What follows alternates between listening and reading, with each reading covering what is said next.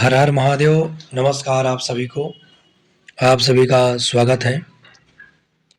आज हम लोग भाग रेखा के पार्ट 2 में 4 महत्वपूर्ण बिंदुओं पर चर्चा करेंगे भाग रेखा के विषय में। यदि आपने पार्ट 1 नहीं देखा है तो हमारे चैनल के प्लेलिस्ट में जाकर पार्ट 1 को देख सकते हैं। यदि किसी स्त्री के हाथ में, बाएं हाथ में या पुरुष के बाएं हाथ में यदि भाग रेखा चंद्र क्षेत्र से निकली हो, चंद्र पर्वत से, ये जो क्षेत्र होता है ये चंद्र पर्वत का क्षेत्र होता है। ये 3 भागों में बांटा जाता है। इनमें से किसी भी भाग से, विशेष रूप से चंद्र पर्वत के निचले हिस्से से, अर्थात यहाँ से भाग रेखा प्रारंभ होकर शनि पर्वत पर, शनि क्षेत्र पर यदि पहुंची हो तो ऐसी स्त्रियों का विवाह अच्छे परिवार में होता है, अच्छे व्यक्ति के साथ विवाह संपन्न होता है। यदि स्त्रियों के हाथ में ये योग बाएं हाथ में हो तो, यदि पुरुषों के बाएं हाथ में यह योग हो तो ऐसे पुरुषों का विवाह अच्छे कुल की स्त्री से, अच्छे परिवार की कन्या से विवाह संपन्न होता है। ऐसी स्त्रियां सदैव अपने पति के अधीन रहती हैं, पति के अनुकूल रहती हैं। यदि पुरुषों के हाथ में यह योग बाएं हाथ में हो तो उनकी स्त्रियां उनके अनुकूल, उनकी बातों को मानने वाली होती हैं। और स्त्रियों के बाएं हाथ में यह योग यदि बना हो, चंद्र पर्वत से भाग रेखा निकली हो और शनि क्षेत्र पर पहुंची हो और विवाह रेखा किसी प्रकार से खंडित ना हो, नीचे की ओर ना झुकी हो और विवाह रेखा इस प्रकार से स्पष्ट हो और भाग रेखा इस प्रकार से यदि निकली हो तो ऐसी स्त्रियां भाग्यशाली होती हैं, अपने पति का हर काम में साथ देने वाली होती हैं। हम लोग भाग रेखा के दूसरे महत्वपूर्ण बिंदु पर चर्चा करने जा रहे हैं। अंगुलियों में 3 पर्व होते हैं। जैसे आपके यहाँ पर आप देखें,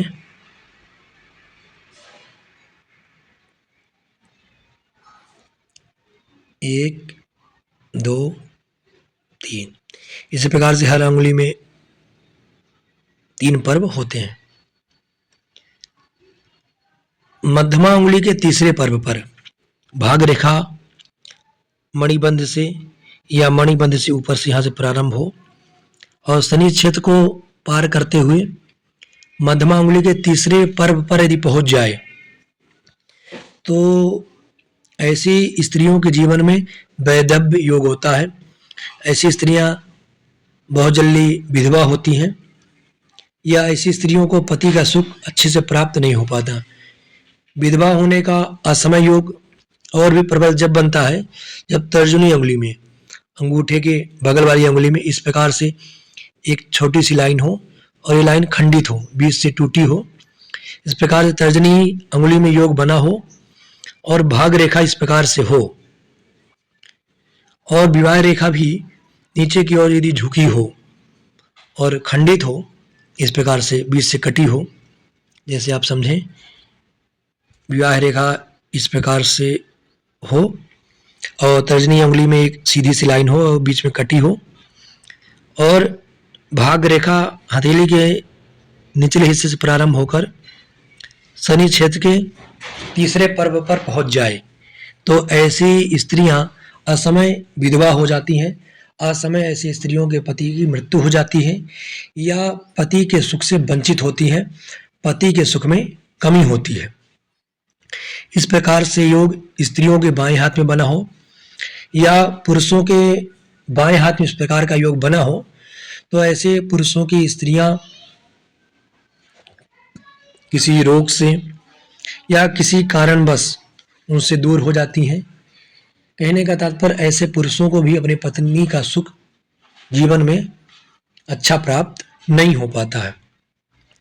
हम लोग भाग रेखा के तीसरे महत्वपूर्ण बिंदु पर चर्चा करेंगे।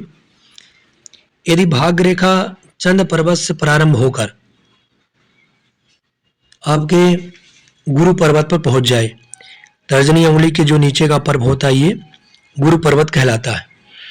गुरु पर्वत पर भाग रेखा इस प्रकार से चंद्र पर्वत से प्रारंभ होकर पहुंच जाए तो वह किसी धनी पुरुष की पत्नी बनती है।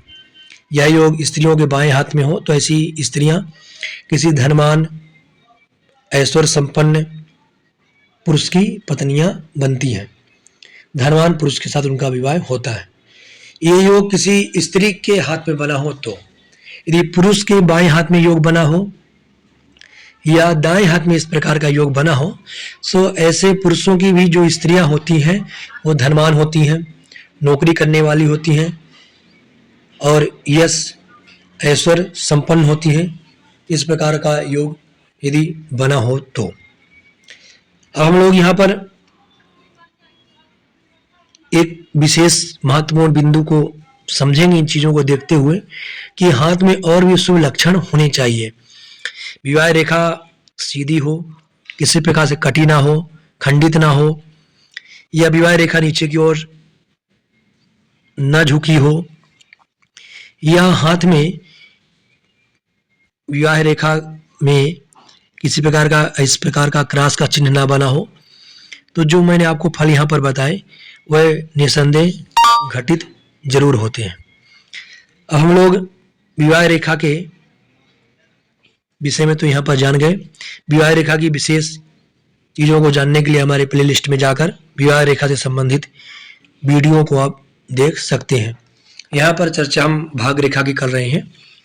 भाग रेखा के पार्ट 1 में भी कुछ भाग रेखाओं की चर्चा हुई, पार्ट 2 में भी भाग रेखा की चर्चा हम लोग कर रहे हैं।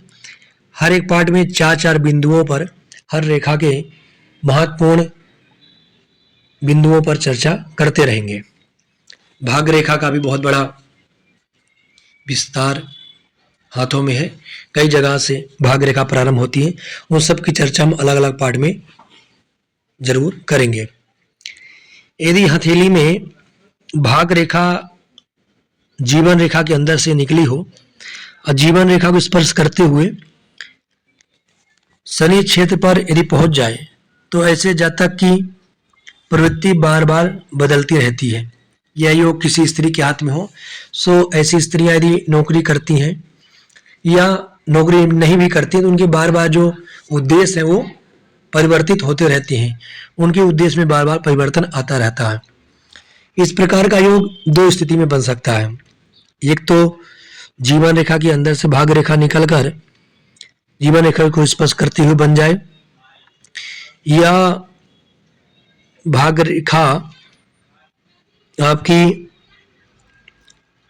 हथेली के मध्य से निकलकर जीवन रेखा को स्पर्श करते हुए इस प्रकार से शनि क्षेत्र पर पहुंच जाए तो ऐसे जातक, ऐसे पुरुष या ऐसी स्त्रियां अपने जीवन में बार बार अपने लक्ष्य को, अपने काम को परिवर्तित करती रहती हैं, जिसके कारण उन्हें जीवन में निराशा का सामना करना पड़ता है। धन विहीन होती है, उनके पास धन नहीं होता। या पुरुषों के हाथ में इस प्रकार से योग बाएं हाथ में या दाएं हाथ में बना हो तो ऐसे पुरुष भी अपने काम को बार बार परिवर्तित करते रहते हैं, चेंज करते रहते हैं, जिसके कारण उन्हें निर्धनता का, उनके पास धन की कमी, सम्मान की कमी या निराशा का सामना करना पड़ता है। इन सब चीज़ों को देखने के साथ साथ आपको अंगुलियों की भी बनावट देखनी पड़ेगी और अंगूठे का भी आकलन करना पड़ेगा साथ में। इनकी भी चर्चा हम अगली वीडियो में करेंगे। अभी तो हमारी चर्चा भाग रेखा पर चल रही है। ये जो फल है भाग रेखा इस प्रकार से हो और हाथों में और भी योग शुभ अशुभ, उन दोनों योगों को देखकर सही निष्कर्ष पर पहुंचना चाहिए। पुनः अगले वीडियो मिलेंगे, तब तक के लिए नमस्कार। हर हर महादेव।